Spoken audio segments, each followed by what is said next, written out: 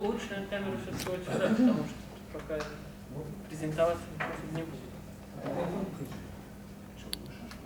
Okay, colleagues, let's start our next study scientific group seminar. Today it's supposed to be a sort of report seminar where we discuss and present some results of our current work, especially on topic of changes, institutional, policy, and situational, and factors of change.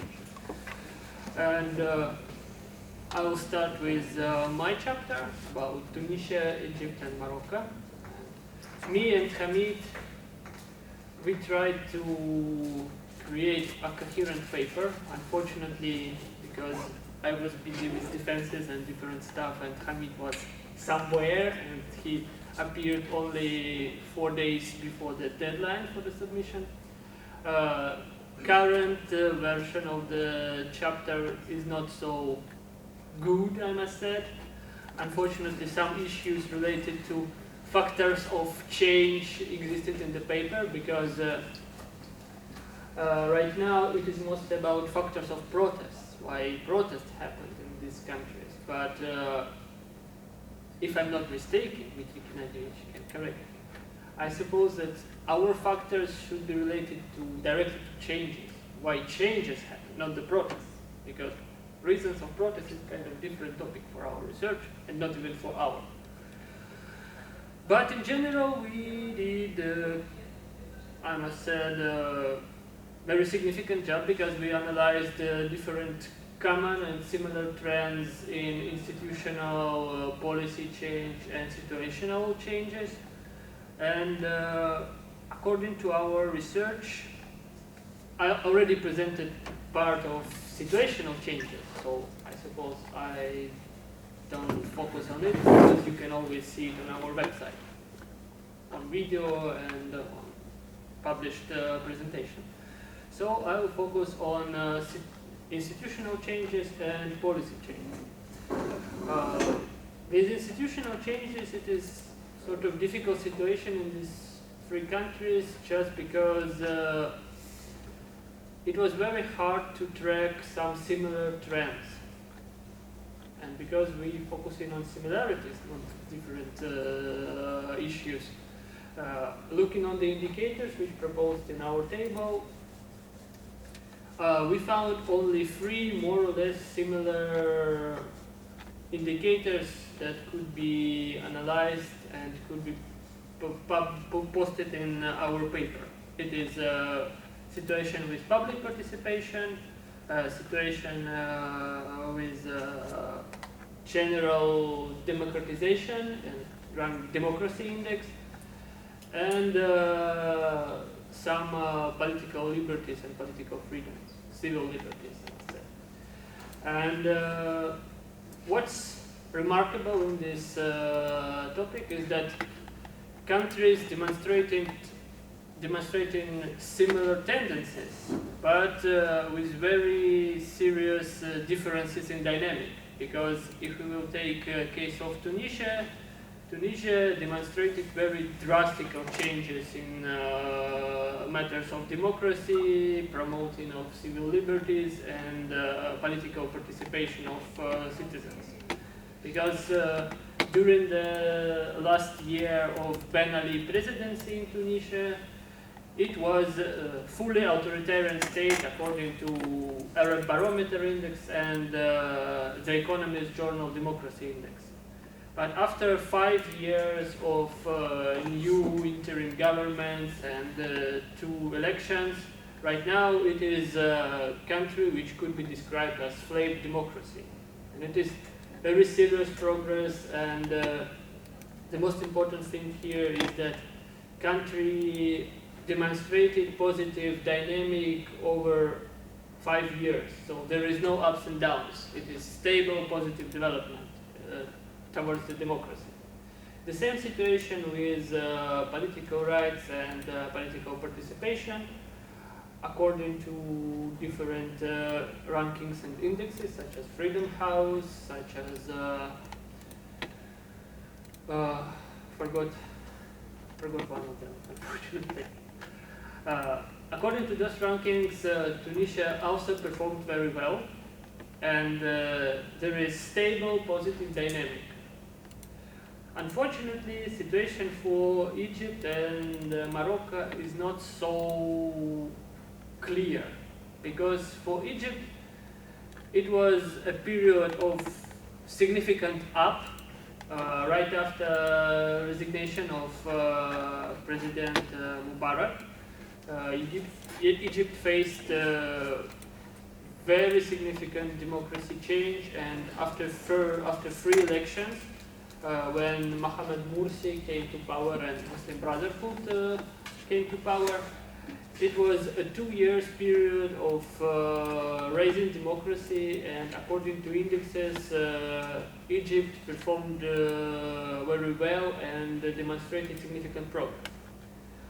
Unfortunately, initiatives of President Morsi and this Islamic domination in the political system led to quite significant political crisis, which ended with coup d'etat performed by military forces, and then after new elections, new president, which previously was a minister of defense and representative of military, Mr.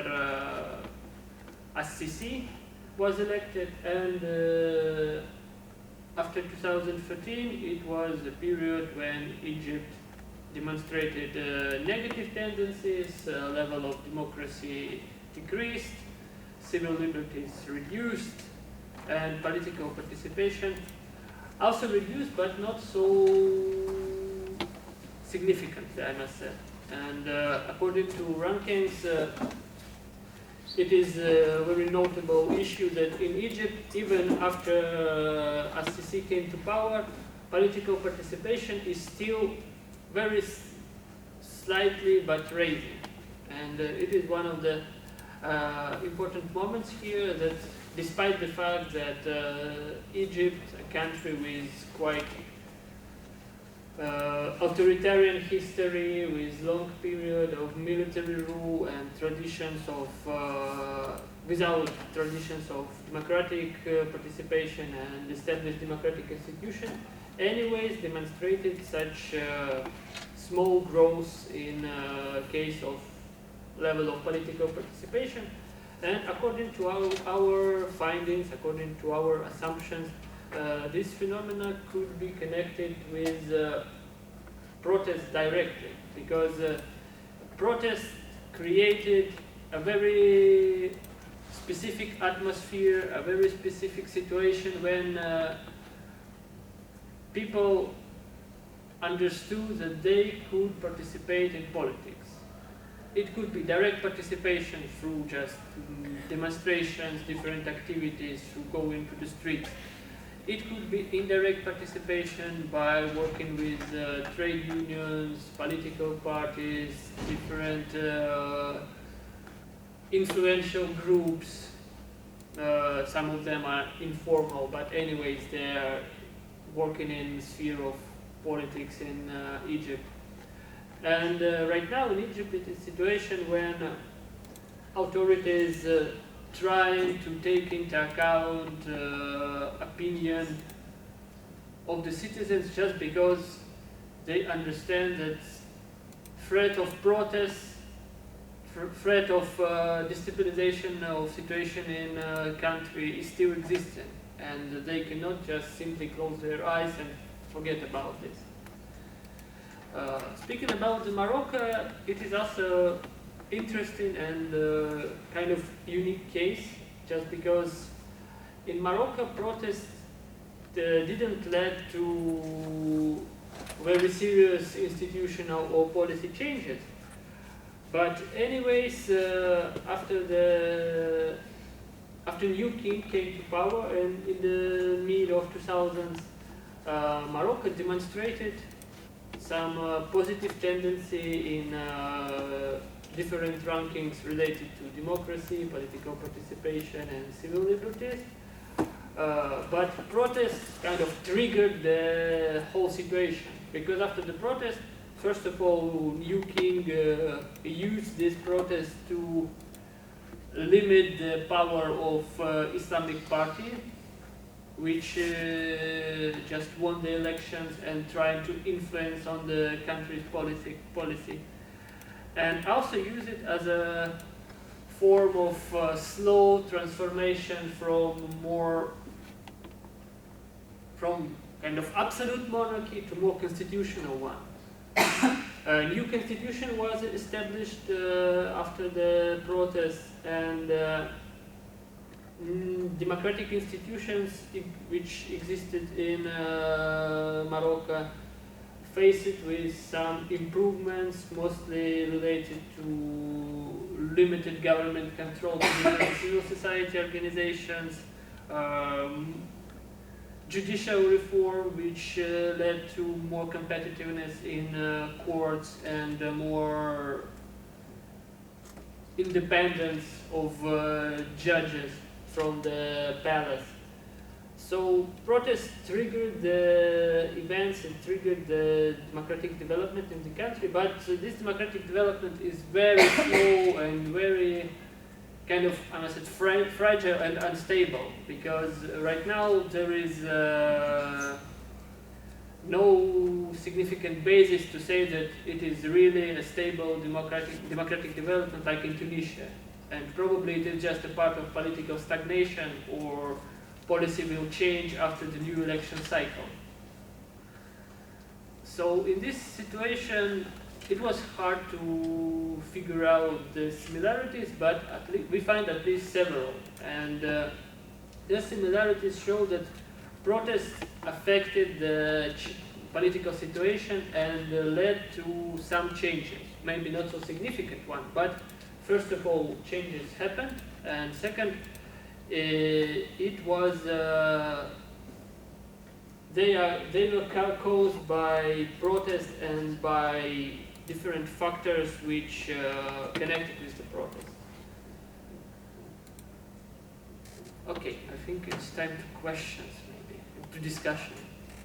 Just because I'm very sorry, I forgot my flashcard with presentation, so I'm trying to recover it back from my memory, and maybe some points were missed.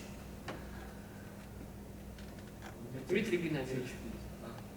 Very good job. Very good. Some remarks. No, you already said that. Just follow the general logic. The factors of change, actions of change. And just I can comment on the one thing that just catch my thing. Similarities are important, of course, and as we are following method of agreement of comparative analysis, similarities goes the first, as we have to make a conclusion that those similarities lead to this model of change, what led these triggers. But also differences are important too, so that is why after you trace the similarities, you, of course, you cannot say about differences. So this is maybe what caught me.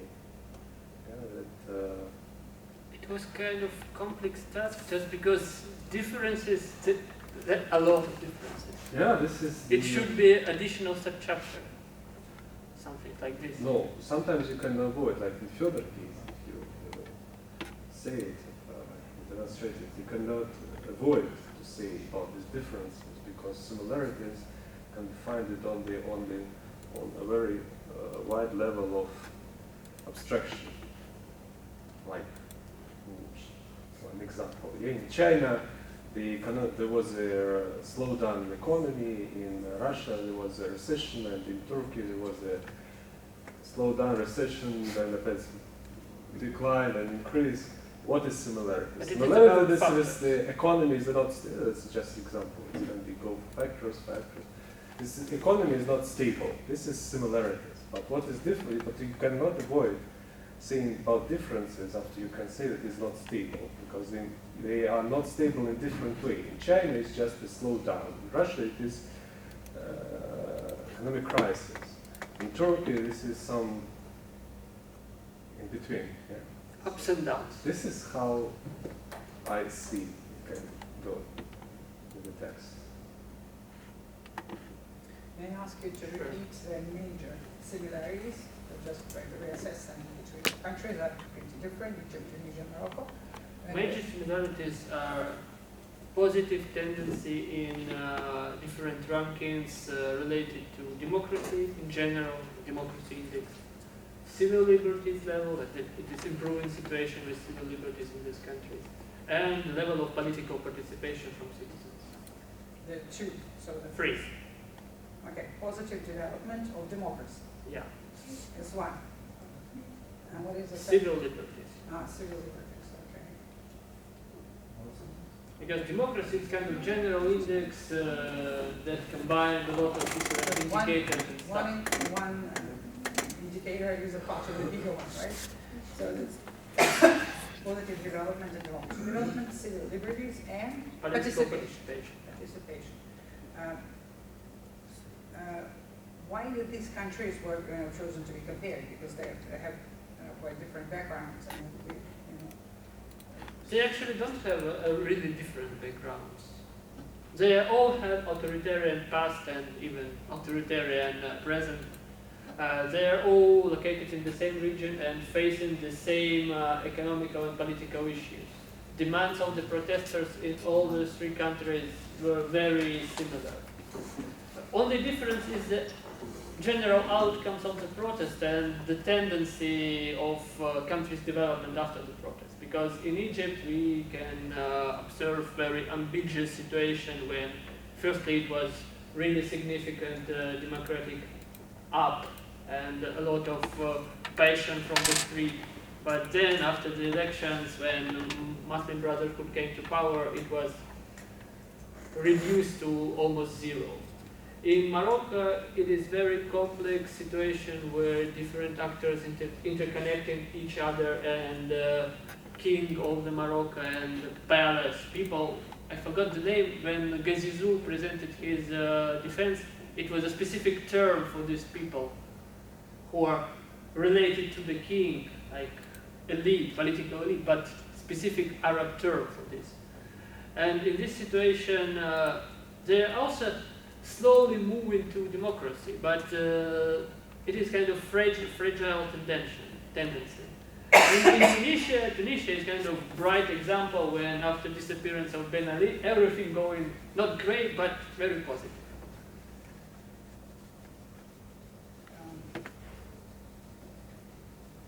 But there were some reports that Tunisia is different from Morocco because they are closer to the open markets of the region, and that they have a lot of people commuting, and they are generally more open society. Is this something that you I don't think it is significant, because Morocco is also very open to European Union, for example. If you're speaking about European Union as, I suppose, its main trade partner for these countries. Only Egypt is slightly out of this bracket, but Tunisia and Morocco performed in these trade activities almost on the same level. They're agricultural countries and they trying to establish their goods on European market. The only one difference is that Tunisia is part of this European agreement on trade, like Ukraine, for example, and Morocco is not. But anyway, they've got very strong ties with European market and European business. But not Egypt, right? So Egypt is kind of different case because in Egypt it is very complicated situation in their economy. First of all, Egypt is the most populated country in the region. It is more than 80 million people. And because of it, they mostly oriented only on their internal market. They can survive with that, right? Yes, it is not about their attitude that they don't want to trade with European Union, but unfortunately they don't have enough capability to do such things. And this would be a chapter just comparing these three countries, comparing. Yes, it is about the three countries and the model of protest impact. The model, the ones that you want to prove, or the one that's it's kind of rising up as a new model? Or it is just some model was theoretically built and then you're trying to apply Yes, it was to theoretically, it was an assumption that in those Try countries, to test it. yes, protests So will be proven. a trigger of democratic development. And by this time, according to our data, it is more or less true. We can see that yes, they triggered some democratic development. Unfortunately, outcomes of this democratic development were very different. And we can ask the question why they're different, and then these differences will be important. Yeah. The outcomes is different because there are significant differences also, not only similarities between these cases. So the idea of this part of the research is just test the assumptions and rename Test the model, yes. One of the models. And what does this model, suggest? Я покажу сегодня. Okay, We we will have presentations, so Okay, you so can we're not see going to- on the screen. Табличку сделать специально. I'm just looking at a more overall picture. Я могу сначала показать, когда я скажу вопрос. No, probably yes, it will cause more Я questions. готовился. Okay. After you receive the text of Artem and do you receive the latest version? Да. That.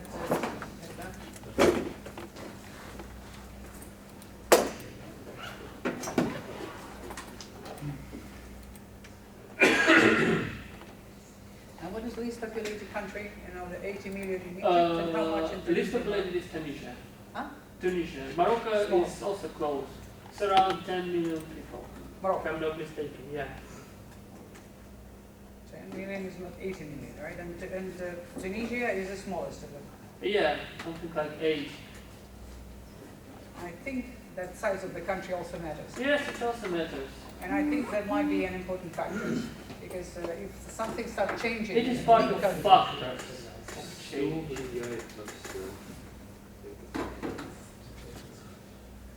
Because when some process is happening in smaller countries and there are strong actors there, they get more or less easily converted into their presence over all the territory. When it's very diverse and big, the process will be slow. But Egypt, in case of Egypt, it is not big territorially because all life in Egypt concentrated nearby the Nile River.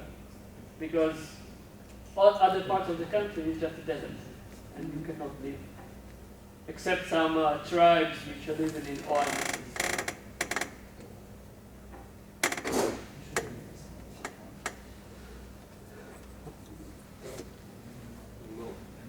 Really big. Really big. Sorry Well, for probably need a, you may, it's readable, but This is not an very clear. attempt to answer your questions. To raise Would you, in the repeatedly, let's say. So, could you make it a little bit bigger so we can read? ну, the- тогда можно будет поэтапно, да? Yeah. Yeah, because it's helpful to read, otherwise. По две можно Challenges. выбрать. Okay, yes, yeah, there are 2 columns, then another 2 columns. The idea is to have to trace the similarities because indeed the cases are very different.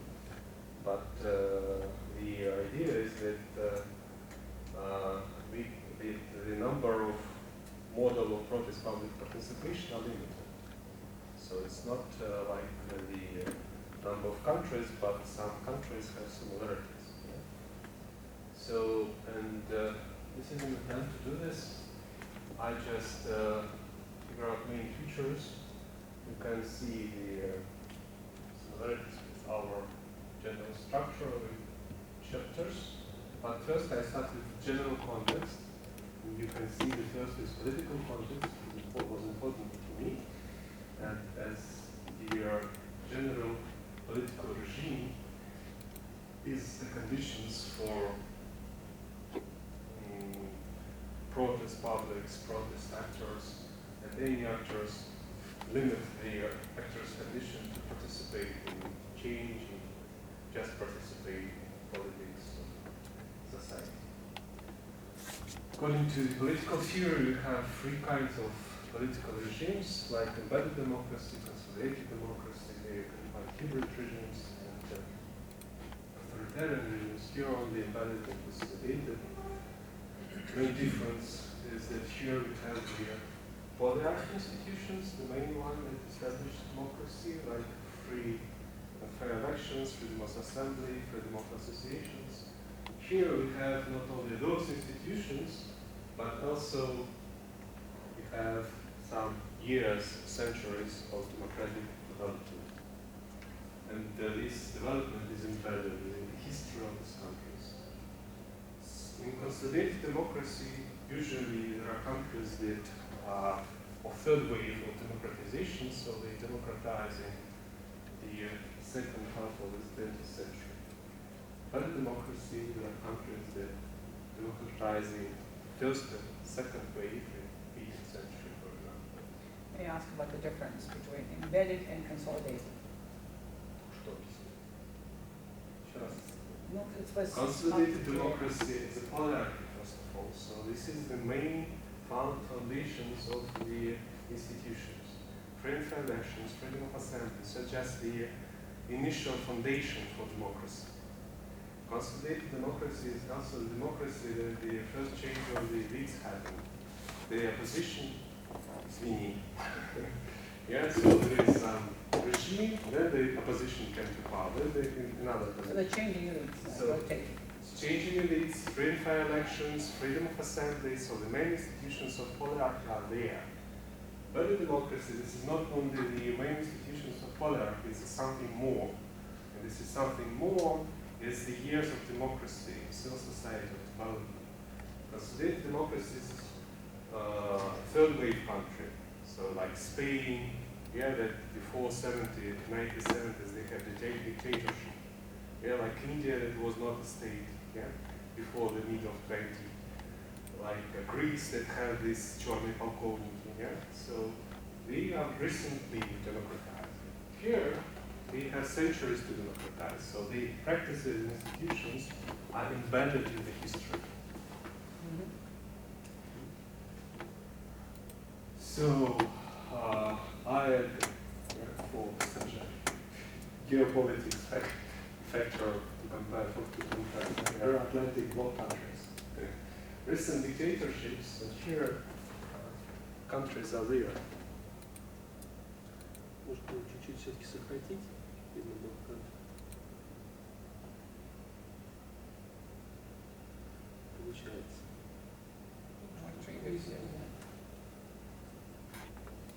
This is the countries. You see, it came franchised in here, Spain, Greece, and Italy. It was a dictatorship in the 70s. Huh?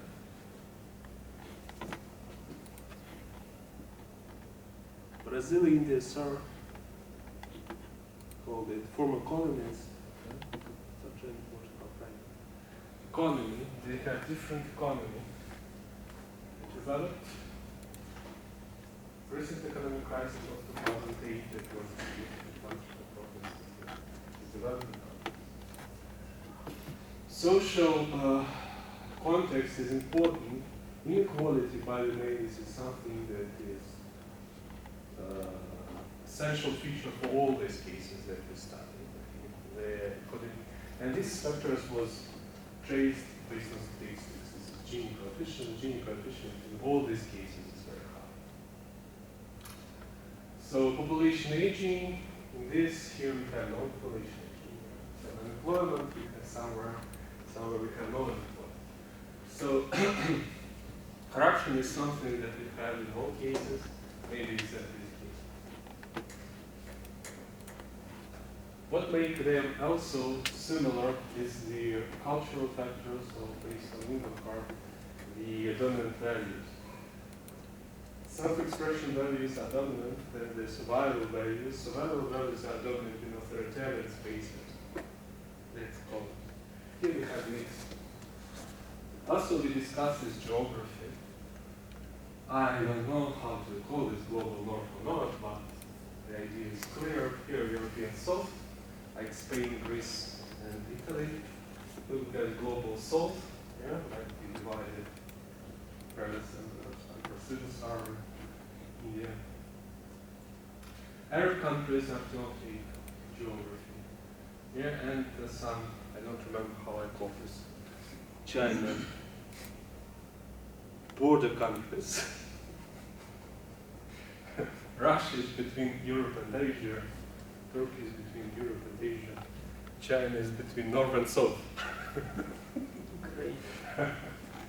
So, according to our seminars, I already have some ideas about similar situational policy and institutional change for all these clusters of countries, like polarization of existing political parties happened in the US, UK, and in Iceland.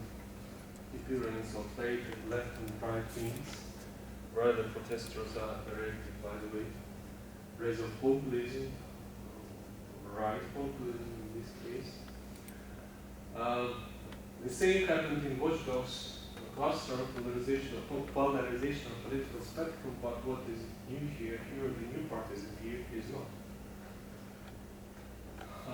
Here the political party system becomes very stable, just wings appears. Here new parties appears, who won elections. It's also very important. But here the protesters trying to reform the political parties without establishing new one. Also the still, like in the US, they become active as non-institutional groups. Policy change, raising issues in the policy agenda that was mentioned by experts too. That in this embedded democracy clusters, the role of this policy policy is raising the new things in policy agenda. And first issue is inequality in this case that they raise with their very stable and repeatable way.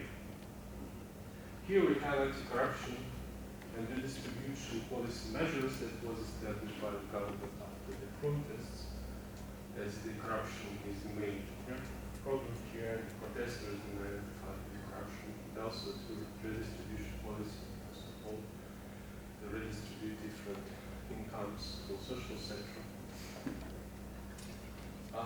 As for institutional change, here we, as the challenges, another question of raising equality. Here the same, but the raising different qualities of democracy. Here we are talking about equality. Here they're more talking about participation and responsiveness of the government. Well, this is something that is new. This is factors that we have to fill in, and after we'll have some more clarity. We'll fill in it. This road, function or role in social change, this is what we start with, from what we start these models originally. Yeah? So, challengers of status quo in embedded democracy, promote new agenda for raising the equality of democracy and social change. Here the function is control of the government or monitoring government in the city, so very different things.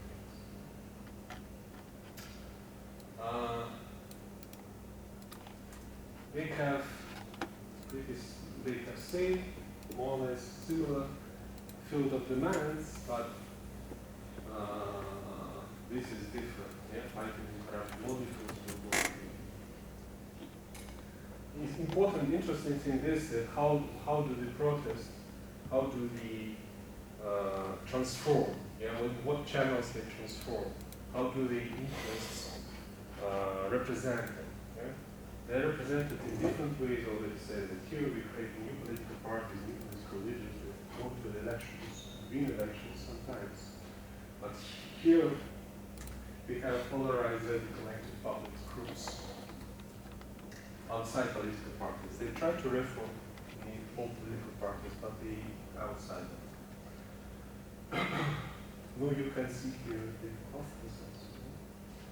This table in a general form is planned to be described in the first chapter that will write me with Margarita.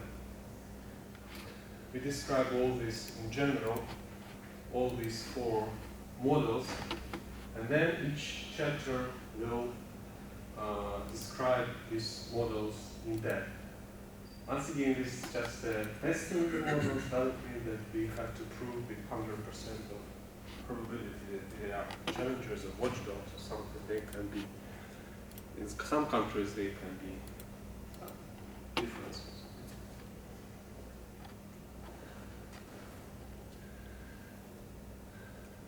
the same I've done for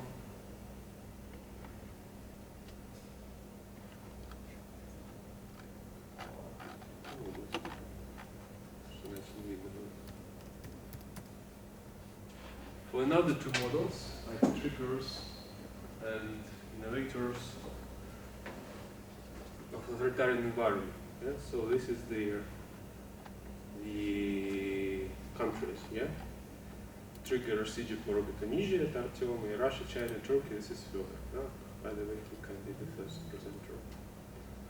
The same story that we have here, different contexts, the same for one model, context by different for different models. For Egypt, Tunisia, and Morocco, we have hybrid region as initial point for change. Yeah? Remark for Tunisia, yeah, have to be mentioned. Yeah, and authoritarian regime for China, or just authoritarian tendencies, yeah, just for China, for Russia, for Turkey, because Turkey sometimes, still now, they say that we are semi-authoritarians, USF, home communism, once again, and the very small history of being independent.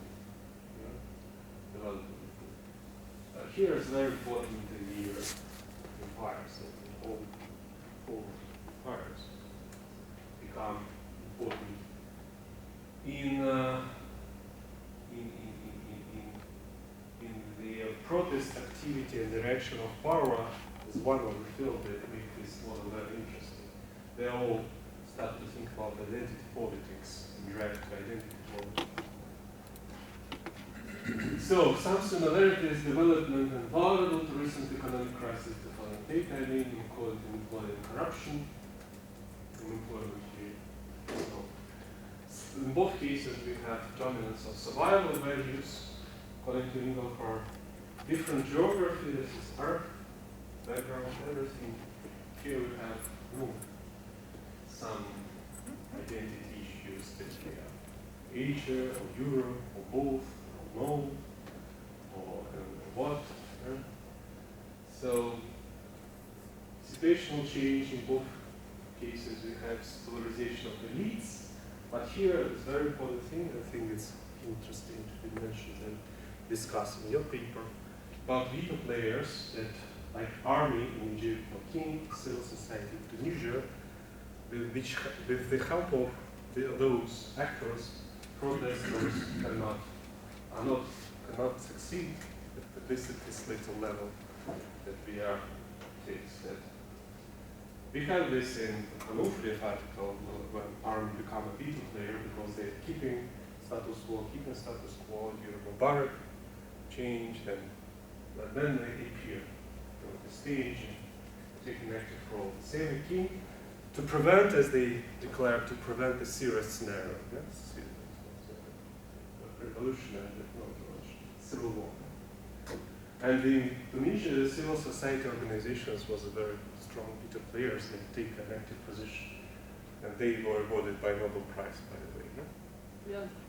For exactly for this. Yeah? So that they developed such a great democracy. What else is all this about economic development policy measures, especially in Egypt? It's interesting because why they do not protest again. My hypothesis is because they satisfied with the economy development. First of all, that was whole part of the demands of the protesters, not only democracy but also economic development. And Sisi was succeed here, at least with tranche from World Bank and with some good dynamic. At least for some time. Sometimes it's interesting to discuss. Here we have we have no bench players, but we have some closed elites, but there is a split there. So some, even in China, experts said that they said, this citation, they said that it will be interesting to see how do the Chinese elites that become more splitted and diverse use protests to in their inner struggles. So they have the same like in Russia we have just conference majority or conservators, and there are some minority of progressists that try to use both of them trying to use protest interests. Here we have restrictions in different policies, and this is interesting, identity politics. The new political arena appears in Russia, appears in China, because they use Hong Kong protests for identity policy, and it was very interesting. Markov master thesis conclusion that she unfortunately did not declare, yeah? But it was interesting that Hong Kong protests, for example, they fight for identity. They do not fight for democracy, they do not fight for. But first of all, they will fight was for identity, that the mainland China will recognize the identity, first of all, being Hong Kongian and have some autonomy based on this identity. And this led to the mainland China as authorities to think about their own identity, even without Hong Kong, that is becoming a very interesting agenda in China. Institutional change, this is, I borrowed the eventful democratization from Della Porta. She said eventful democratization because there is one event, there is some democratization, and so it's not stable. Yeah, it's very vulnerable. And all three countries goes to this definition because in some cases they're more successful than others, but the common thing is that they're very vulnerable, so everything can change. Because they are not supported by long-term established institutions.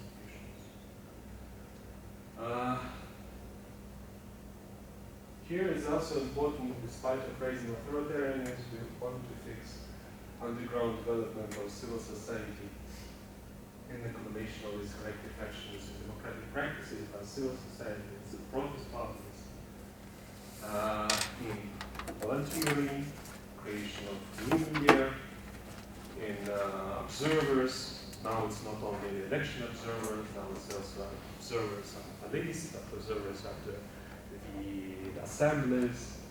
So the energy also goes there. As for actors' coalitions, I do not commented previously. This is what in future I mentioned here also some reflections that from expert interviews that the coalitions for these hybrid region Arab countries is important. The split between modernist and Islamist was mentioned by several also.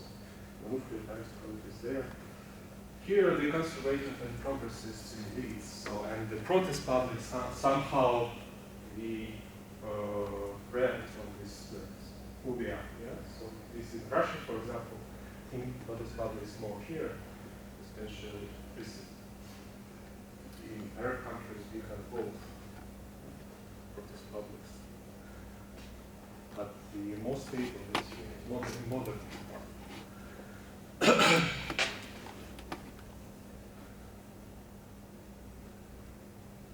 The original function that when we start this modern catalyzed democratic development, it's important that it's still a democratic development.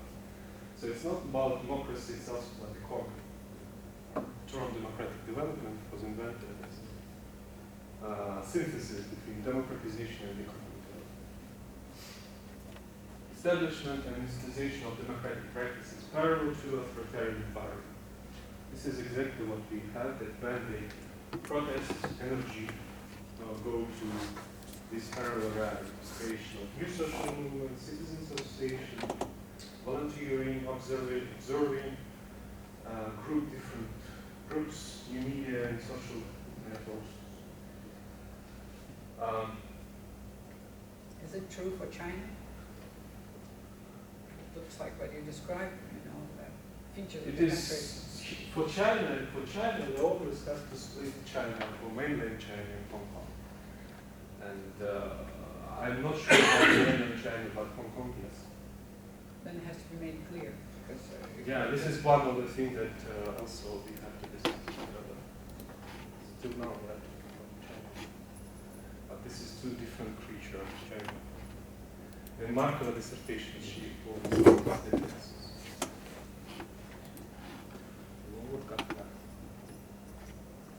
I have a general question. Yes. It's about design, so that if I understand correctly, so that there were several assumptions made out of some very generalistic vision, and then I tried to prove for certain countries. It's a test. Yeah. Right, but could more countries be added to that type? Because if you think that these types of 4 types of the protest, Yes, you can. then could it be like a 5th type, 6th type? Yes, they can be more. It means that And we will discuss it also for sure. because it leaves the impression as some sort of new political atlas that Medvedev was doing for a long time, because they also wanted to have a kind of out of imagination or out of the prior experience research, they made up a model and then had the data of every country. They have vice versa. First they have data, they have all countries in the world, then they have indicators, and they make cluster analysis, and then yeah, I so remember, this but deductions.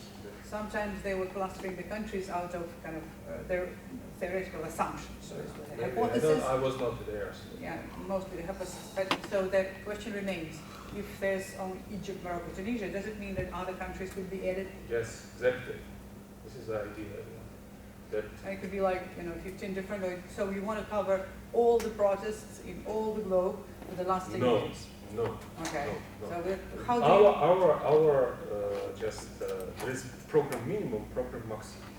Program minimum is to finalize this NUG project with the book that consists of 1, 2, 3, 4, 5 chapters. One is sites of Hierarchy that will just make this Medvedev style general thing.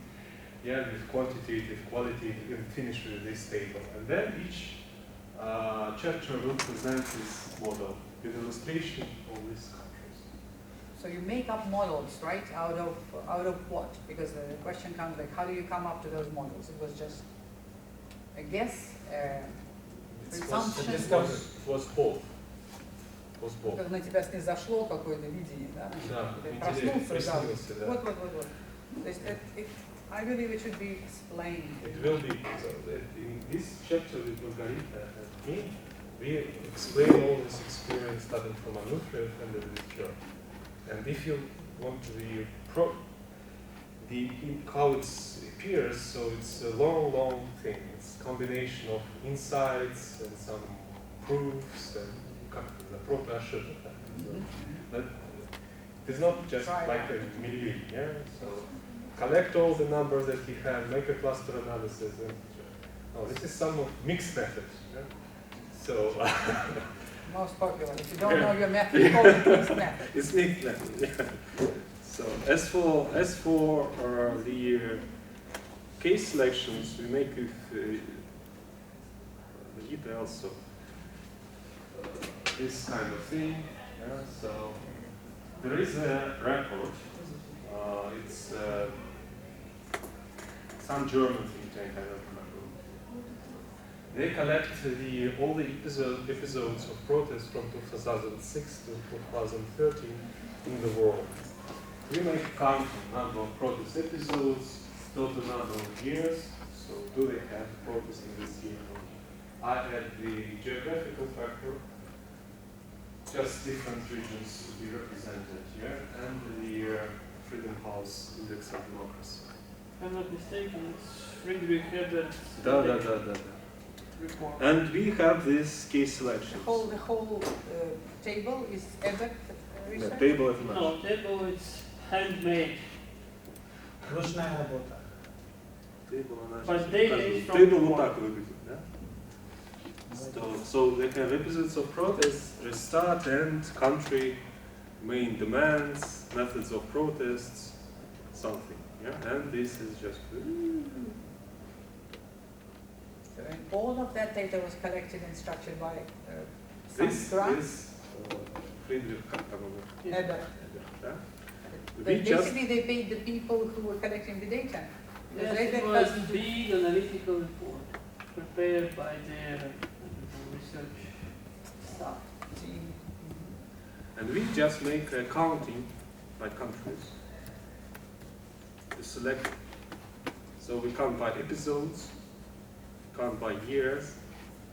This is Yerafeeva representing her master thesis. I realized that it was not enough clear, that is why I had something more. And in both our cases, so more or less they are represented, we can say also. So in those countries, there were a lot of episodes of protest. There, in this period, yeah, there was a lot of protests also, yeah. So from 8 to 4. Also, I want to make a representation by different geographical regions and also a representation of different regimes. Yeah?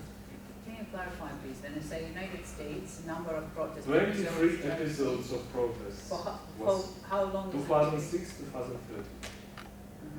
All the countries in the same. Also important that in all those countries, these protests are ongoing, so they do not finish. Ongoing. So a number of years. Episodes, so 8 years. 8 years. So 2006, 7, 8, 9, 10, 11, 8 years.